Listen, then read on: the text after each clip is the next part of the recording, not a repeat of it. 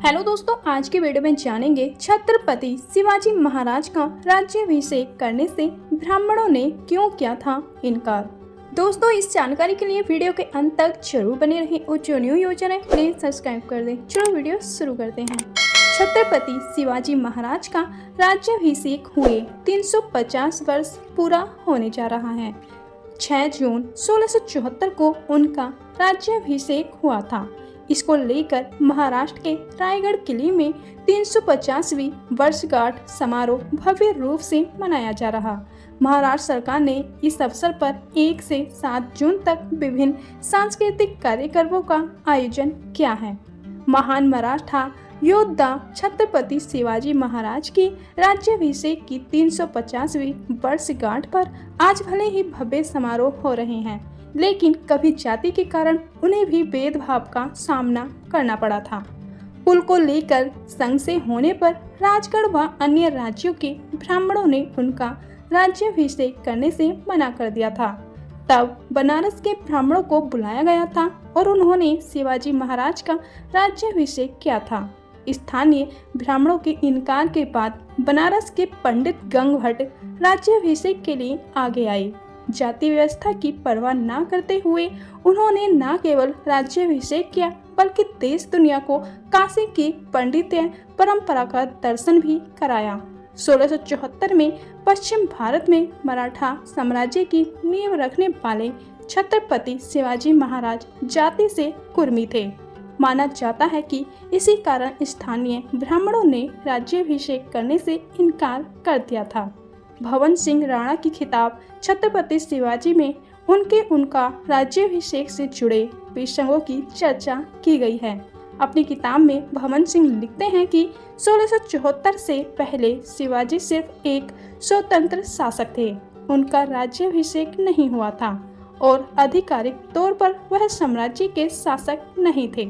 छत्रपति शिवाजी ने कई लड़ाइयाँ जीती थी, लेकिन तब तक बतौर राजा उन्हें स्वीकार नहीं किया गया था।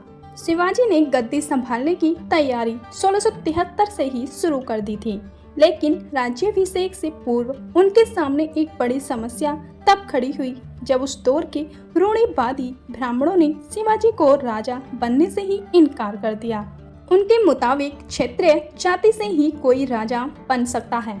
उनका कहना था कि शिवाजी क्षत्रिय नहीं है, इसलिए उनका राज्याभिषेक नहीं हो सकता। इतिहासकारों के मुताबिक पंडित गंगभट्ट ने मराठा बाढ़ के ब्राह्मणों को मनाया और शिवाजी के राज्याभिषेक की तैयारियां शुरू करवाईं। इस समारोह में कई मशहूर शख्सियत शामिल होने के लिए रायगढ़ पहुंचे।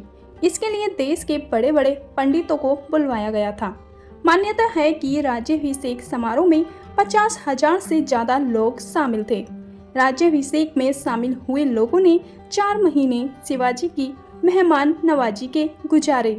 पंडित गंगभट्ट को लाने के लिए विशेष दूत काशी भेजे गए थे।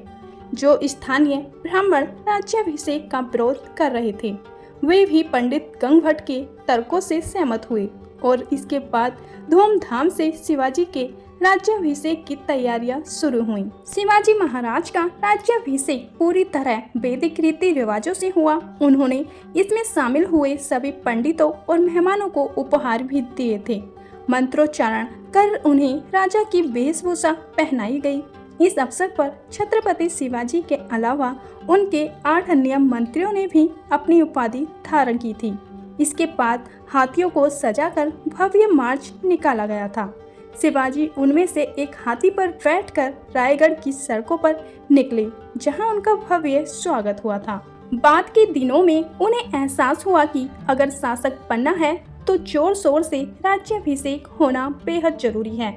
लेकिन यहाँ समस्या यह थी कि उस दौर में कई मराठा सामंत ऐसे थे जो शिवाजी को राजा मानने को तैयार नहीं थे।